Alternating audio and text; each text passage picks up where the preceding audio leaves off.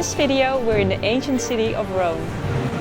Since we only had one day here, we decided to book the hop-on hop-off bus, so we could see all of the hotspots.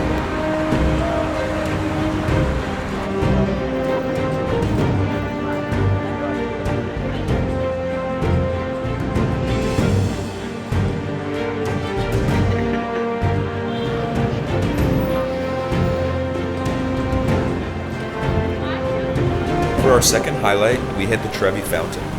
Legend has it, standing with your back to the fountain, toss a coin over your shoulder. This will apparently give you good luck and ensure that you will return to Rome in the future. And this was my first pizza in Italy, so I had really high expectations. It was delicious.